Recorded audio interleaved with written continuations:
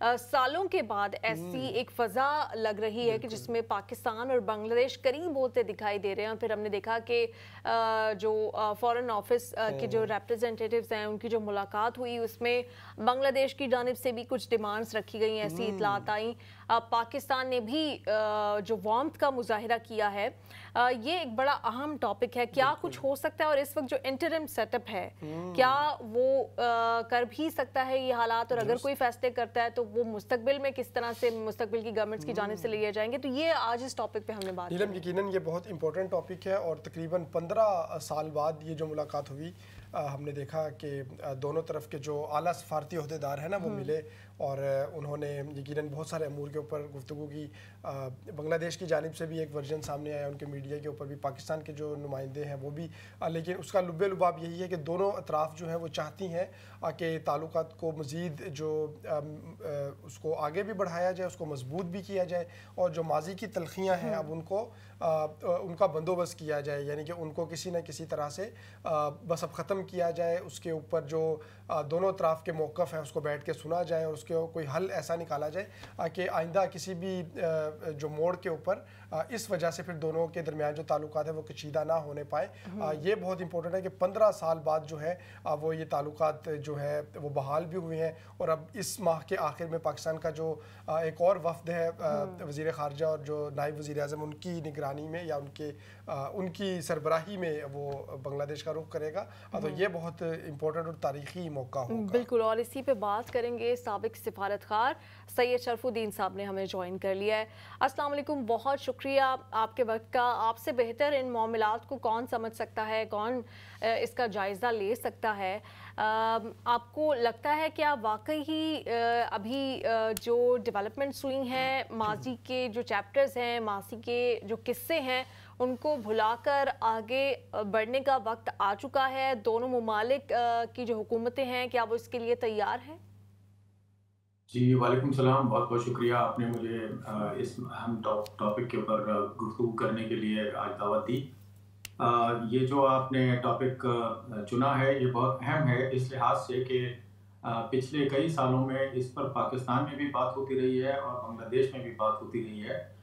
सिर्फ सरप्राइज़ ये था कि पाकिस्तान की फॉरेन सेक्रेटरी जब बांग्लादेश गई और वहाँ पे उनके फॉरेन सेक्रेटरी ने जब ये पॉइंट्स रेज़ किए एसिड्स के, अपॉलजी के और बिहारीज के, तो वो इसलिए सरप्राइज था कि टॉपिक्स नए नहीं थे और कोई एकदम से सरप्राइज पाकिस्तान के लिए नहीं था कि ये कहाँ से ये इश्यूज आ गए। It was just the timing कि इस टाइम पे जबकि ताल्लुकात इस्तवार हो रहे हैं, दोबारा से रिव्यू किया जा रहा है बायलैटरल रिलेशंस को, उसमें ये तीन ऐसी चीज़ों को रेज करना जो एक तरह से कबाब में हड्डी बनी हुई हैं, ये एक तरह से सरप्राइज था। लेकिन और फिर दूसरी बात ये कि जो उनके बांग्लादेश के फॉरेन सेक्रेटरी हैं जासिमुद्दीन अहमद साहब, उनके इस पॉइंट्स रेज करने को बांग्लादेश में काफ़ी नापसंद किया गया है। वहाँ के बंगाली जो लोग हैं वो बांग्लादेशी, उन्होंने इसको बड़ा बुरा जाना है कि उन्होंने ऐसे वक्त पे ये पॉइंट्स रेज किए जबकि नहीं करने चाहिए थे, आगे बढ़ने की बातें करनी चाहिए थी। मैं समझता हूँ कि इस चैलेंज में पाकिस्तान के और बांग्लादेश के लिए, दोनों के लिए एक अपॉर्चुनिटी है कि इन तीनों पॉइंट्स को, एसेट्स को, अपॉलजी को और बिहारीज को मिलके once and for all settle कर दें। क्योंकि प्रॉब्लम इसलिए राइज हुआ है कि ये इश्यूज मौजूद हैं और इनको सेटल नहीं किया गया।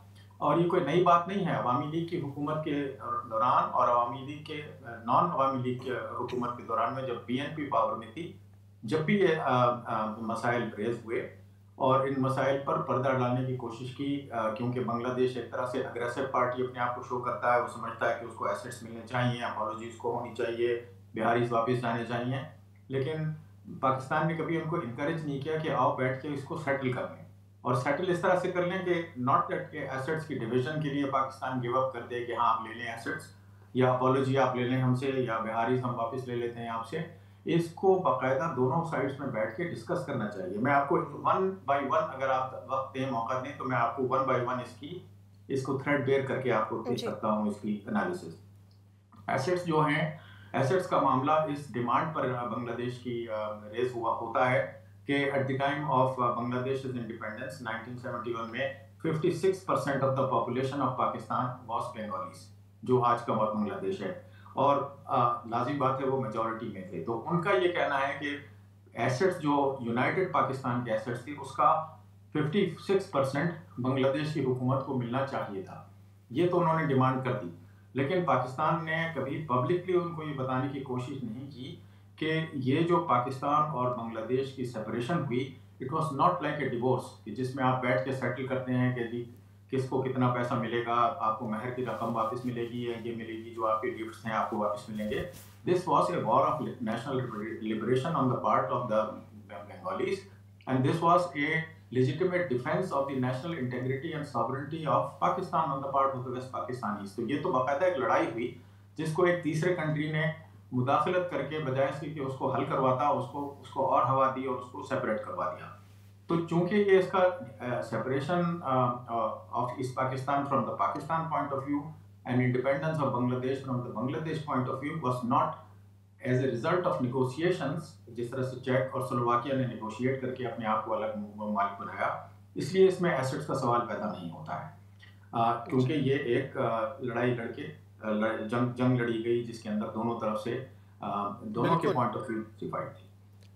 अपॉलॉजी का जहाँ तक ताल्लुक है, अपॉलॉजी में सबसे बड़ी बात तो यह है कि मुजीबुर रहमान का जो स्टेटमेंट था लंदन में जो उन्होंने पाकिस्तान से जाने के बाद दिया था, उन्होंने बांग्ला लैंग्वेज में एक तकरीर की थी जिसमें उन्होंने कहा था कि इतने हमारे बंगाली मारे गए हैं और उन्होंने 3 लाख को 3 मिलियन उसमें वहाँ पे ट्रांसलेट किया था।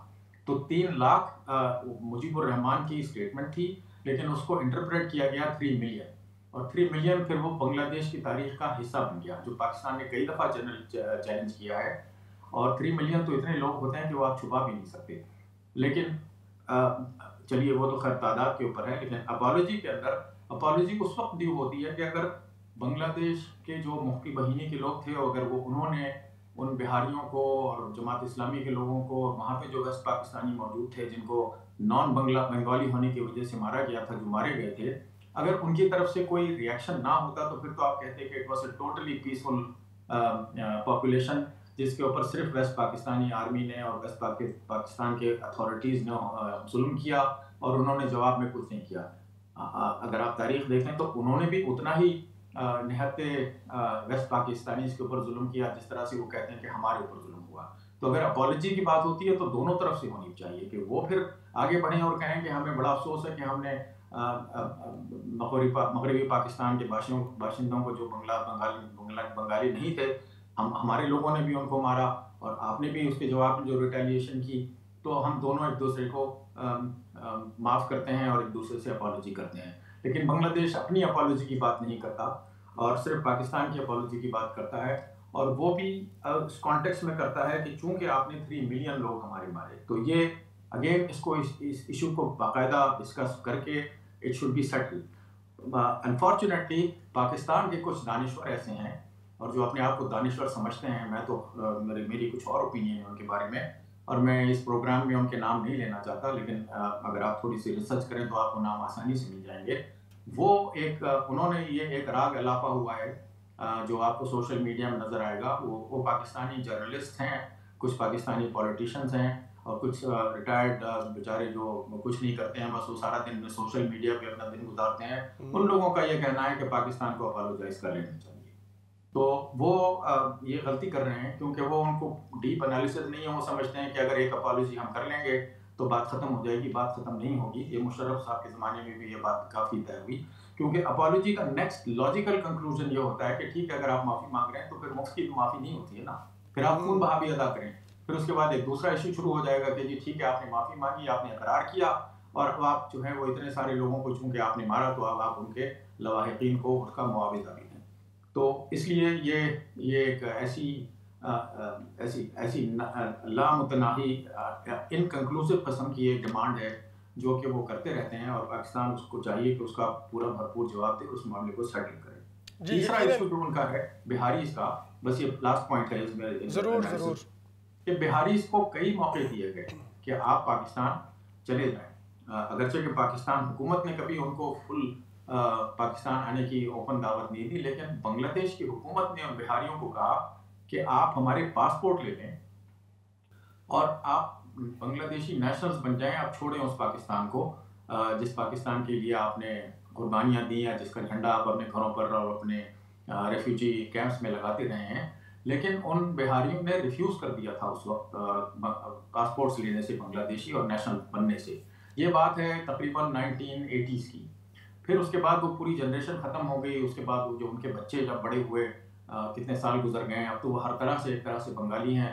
जो कंप्रोमाइज़ नहीं कर सके वो चले गए छोड़ के बांग्लादेश। अब वो आपको सऊदी अरब में मिलेंगे, वो बिहारीज आपको यूएसए और यूके और यूरोप में मिलेंगे। लेकिन जो वहाँ रह गए वो तो वे 100% उस वक्त वो बंगाली हैं। ना सिर्फ उनका माहौल बल्कि उनकी ज़बान, उनका रहना सहना, वो सब बांग्लादेशियों जैसा है। तो ये तीनों इश्यूज़ मैं समझता हूँ कि जो बांग्लादेश के फॉरेन सेक्रेटरी ने उठाए हैं, इनको दोबारा एक दफ़ा फिर इतने सालों के बाद अब इसको अंडर द कारपेट नहीं होना चाहिए, बल्कि इसको अप फ्रंट इसको डील करके एक एक चीज़ को इसको पब्लिक में डिस्कस करके इसको फॉर एवर ख़त्म कर देना चाहिए। और मैं समझता हूँ कि चूँकि हुकूमत बांग्लादेश की इस वक्त पाकिस्तान फ्रेंडली है, तो वो इसको आगे डिस्कस करके पॉजिटिवली कंक्लूड करने में बहुत अच्छी अच्छा सैयद शरफुद्दीन साहब, यकीनन आपने जैसे बहुत डिटेल में बताया इन तमाम मामलात का, और उसके ऊपर जो पाकिस्तान का जो मौक़िफ़ है उस हवाले से भी कुछ आगाही दी। इस वक्त बांग्लादेश में जो हुकूमत है वो एक मुस्तकिल हुकूमत नहीं है, वो इंटर्म गवर्नमेंट है, एक निगरान हुकूमत है, और आइंदा आने वाले दिनों में वहाँ पे इलेक्शन भी होने हैं। फिर एक जो बाकायदा अवाम के वोटों से चुनी हुई हुकूमत है वो आएगी। अगर इस मरहले पर कुछ बातचीत का आगाज़ हो भी जाए, या जैसे आप कह रहे हैं कि इसको सेटल कर लेना चाहिए, तो क्या ये मुमकिन नहीं है कि इसके बाद कोई जो भी गवर्नमेंट आए या उसके बाद कोई गवर्नमेंट आए, या वही गवर्नमेंट वापस आए जो इससे पहले अवामी लीग की वहाँ पे थी किसी नई लीडर के साथ, या जिस तरह से भी, तो वो इन तमाम चीज़ों को रिवर्स कर देगी। और उस वक्त जो अगर पाकिस्तान ने अपोलॉजी कर भी ली हुई या किसी लेवल पे कर ली हुई, तो वो अपोलॉजी भी अपनी जगह पे रहेगी, और बकिया चीज़ों को मानने से वो इनकार कर दिया जाए जो बांग्लादेश के फेवर में नहीं जा रही होंगी।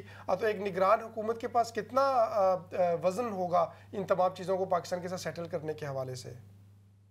ये हाँ, आपने सही सवाल किया, लेकिन ये बांग्लादेश की निगरान हुकूमत है, ये वो वाली निगरान हुकूमत नहीं है जो इन बिटवीन टू इलेक्शंस आती है और केयर टेकर गवर्नमेंट के नाम से, और फिर वो 90 दिन के अंदर अंदर इंतखाबात करा के चली जाती है। ये निगरान हुकूमत बकौल Bangladeshi people is a revolutionary government. वो कहते हैं कि ये जो बांग्लादेश में चेंज आई, जिसमें खालिदा ज़िया को पनाह लेने के लिए मुल्क छोड़ के उसी मुल्क में जाना पड़ा जिस मुल्क को उसने खुली छुट्टी दी हुई थी बांग्लादेश में हर काम करने की। तो ये एक रेवोल्यूशन है बांग्लादेश में विच इज़ इरिवर्सिबल। तो एक तो ये कि ये वो ऑर्डिनरी केयर टेकर गवर्नमेंट नहीं है जिस तरह से केयर टेकर गवर्नमेंट का मफहूम समझा जाता है। दूसरी ये कि जैसे मैंने आपसे पहले बताया कि ये जो 3 डिमांड्स थी, एसेट्स की, अपॉलॉजीज की, बिहारीज की, ये बांग्लादेश की हर हुकूमत ने इसको किया है क्योंकि ये एक पब्लिक डिमांड है। तो ये सिर्फ अवामी लीग की डिमांड नहीं है, ये बीएनपी की भी और दीगर जो जमात इस्लामी के अलावा जितनी पार्टीज थी हैं बांग्लादेश में, उन सब ने माजी में भी और अब भी इन डिमांड्स को ख़त्म नहीं किया है। तो इसलिए अगर आप इसको पब्लिकली डिस्कस करें, और लाजिम बात है कोई एक सीक्रेट मुआहदा तो नहीं होगा between this government and government of Pakistan कि जिसको दूसरी गवर्नमेंट आके इसको साइड ट्रैक कर दे कि ये तो आपने कोई सीक्रेटली क्या मुआहदे कर लिए। It will be a public debate जिसके अंदर बाकायदा पॉइंट्स रेज होंगे और उस पॉइंट्स की बुनियाद पे, उनके वजन की बुनियाद पे एक कंक्लूजन होगा। शरफुद्दीन साहब, आपको क्या लगता है, जितना आप एनालाइज कर रहे सिचुएशन को, गवर्नमेंट है, आपने कहा कि बिल्कुल वो एक उनके लोग समझते हैं कि रेवोल्यूशनरी गवर्नमेंट है, उसको इंटरिम सेटअप उतना ना समझा जाए जैसे समझा जा सकता है। वो इस पे ये सिर्फ मुतालिबात या डिमांड्स, जैसे आपने कहा हर गवर्नमेंट की यही डिमांड है क्योंकि पब्लिक डिमांड है, वो माजी की ही तारीख दोहराई जाएगी या इस बार वाकई उनकी जानिब से भी कुछ पॉइंट्स पे वो पीछे जाएंगे, नेगोशिएशंस होंगी, कुछ पाकिस्तान मानेगा, कुछ वो पाकिस्तान की मानेंगे, वाकई किसी हल की तरफ जाना चाहती है ये गवर्नमेंट, या फिर ये वही माजी में एक रूटीन की कार्रवाई है कि कोशिश हुई नहीं हो सकी, जैसे पाकिस्तान और इंडिया में कश्मीर के ऊपर आके डेडलॉक आ जाता है हमेशा? मैं समझता हूँ कि एसेट्स मामले पे बांग्लादेश का स्टैंड बहुत कमजोर है, बहुत ज्यादा कमजोर है, और अगर उसको आप ओपनली डिस्कस करें तो हो सकता है वो विड्रॉ कर लेंगे डिमांड। उसकी रीजन ये है कि जैसे मैंने आपको कहा कि this was not a normal separation of countries. जैसे कि इंडिया पाकिस्तान को जब बरतानवी राज छोड़ के गए तो उन्होंने इंडिया पाकिस्तान के दरमियान एसेट्स की डिवीजन की, क्योंकि the creation of India and Pakistan was not the result of a war of liberation against the British, बल्कि वो एक निगोशिएटेड सेटलमेंट के जरिए हुई थी।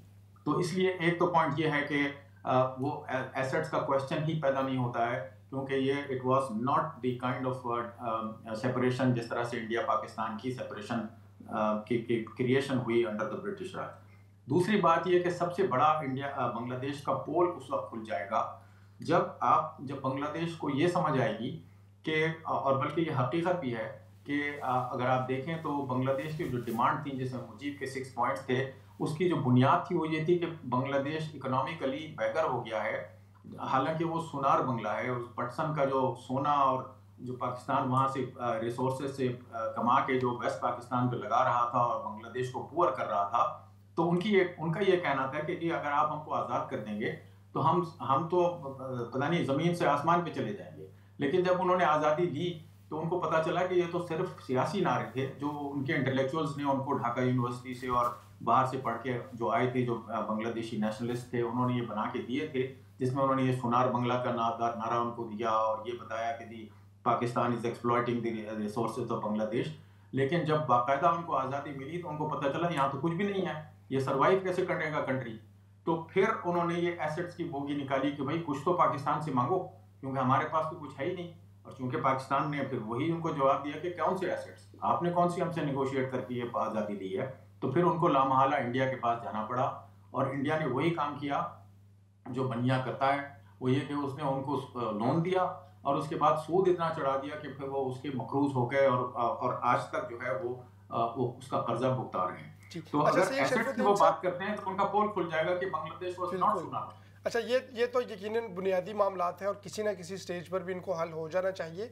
इसके अलावा जो मामलात हैं अभी हम देख रहे हैं कि जिस तरह से दोनों तरफ वफूद का आना जाना है, इस वक्त भी पाकिस्तानी का जो एक वफ्द है 15 साल बाद उन्होंने जो मुलाकात हुई बांग्लादेश के आला हुकाम से, फिर इसी माह के आखिर में जो नायब वज़ीर आज़म और वज़ीर ख़ारजा हैं इसहाक डार, वो भी एक वफ्द के साथ वहाँ पे जाएंगे। तो आपके ख्याल में किन मामलात के ऊपर, इन मामलात के अलावा भी कुछ चीज़ों पर यकीनन जैसे तिजारत है, तिजारत के ऊपर तो बात हुई भी है, आने जाने जो सिलसिला है वो आगाज़ है, हो भी चुका है, इसके अलावा किन मामलात में आपस में दोनों जो कंट्रीज़ हैं वो अपने जो ताल्लुकात हैं उनको मुस्तहकम कर सकते हैं, मजबूत कर सकते हैं, या कुछ मामलात में नई शुरुआत भी कर सकते हैं। तो इन 3 जो बुनियादी मामलात हैं, इनके अलावा जो ताल्लुकात हैं उसको आप किस तरह से देखते हैं?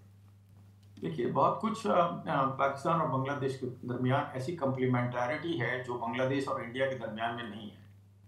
इंडिया तो इतना बड़ा हेजेमन है उनके लिए कि वो किसी किस्म की उसमें पैरिटी और किसी किस्म की उसमें वो उसमें इक्वालिटी नहीं हो सकती है, जबकि पाकिस्तान और बांग्लादेश ना सिर्फ एक दूसरे से टेरिटोरियली सेपरेट हैं, बल्कि उनकी इकोनॉमीज जो हैं वो इतनी ज़्यादा डोमिनेटिंग नहीं है कि वो एक दूसरे को तकरीबन कम्प्लीटली डोमिनेट कर लें। तो इस वजह से एक उनको ये एडवांटेज है। दूसरी एडवांटेज ये है कि उन्होंने इंडिया के साथ दोस्ती करके और इंडिया का एहसान लेके देख लिया है कि क्या रिजल्ट होता है। तीसरा फ़र्क ये है कि अब बांग्लादेश जो है वो is going to be under huge pressure, क्योंकि अब वो ट्रंप के जो टैरिफ्स आएंगे तो उसमें बांग्लादेश की बरामदात जो हैं जब अमेरिका पहुंचेंगी तो वो इस इतना ज़्यादा उसके ऊपर टैक्स होगा कि वो उसको पे नहीं कर पाएंगे। तो लामहला उनको दूसरी मार्केट्स ढूंढनी है। और चौथी बात फाइनल ये है कि जो उनको स्पेशल स्टेटस मिला हुआ था as a low income country, वो अब स्टेटस अगले साल ख़त्म होने वाला है, जिसमें वो एक मिडिल इनकम कंट्री की हैसियत से पहचाने जाएंगे। वर्ल्ड बैंक की एक क्लासिफिकेशन है, तो जो मिडिल इनकम कंट्री की हैसियत से वो आ जाएंगे, अपने ग्रेजुएट कर लेंगे उस इकोनॉमिक लेवल को, तो उनका स्टेटस वही हो जाएगा जो पाकिस्तान का है। इन अदर वर्ड्स कि अब बांग्लादेश की जो एक्सपोर्ट्स हैं वो ईयू में उसको प्रेफरेंशियल ट्रीटमेंट नहीं मिलेगा जो कि लो इनकम कंट्रीज़ को मिलता था। तो इसलिए पाकिस्तान की और बांग्लादेश की कम्प्लीमेंटरिटी जो है वो सियासत इसमें इकोनॉमिक चीज़ों में, एक्सपोर्ट्स और इम्पोर्ट्स में वो ज़्यादा इस वक्त अट्रैक्टिव है।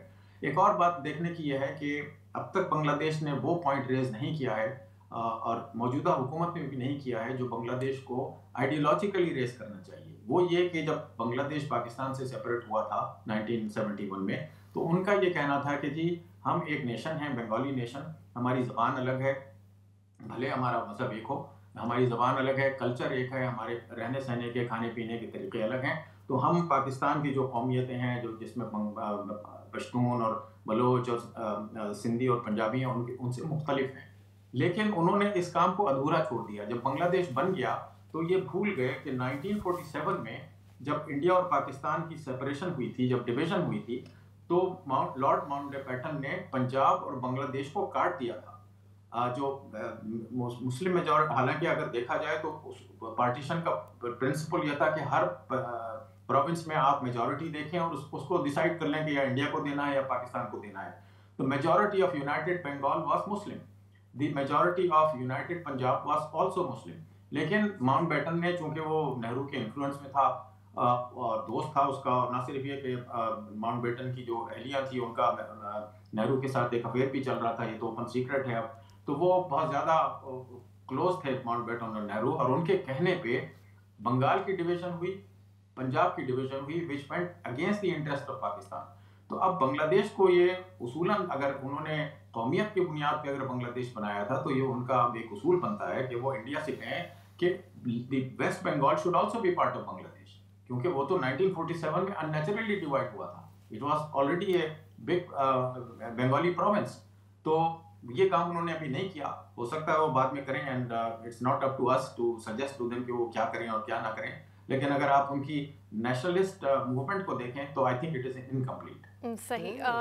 सईद शरफुद्दीन साहब, आखिर में मैं बस आपसे ये पूछूंगी कि आपने ये तो बताया कि जब निगोशिएटिंग टेबल पे आएंगी तो बांग्लादेश इस वक्त किन किन बातों को मद्देनज़र रख रहा होगा।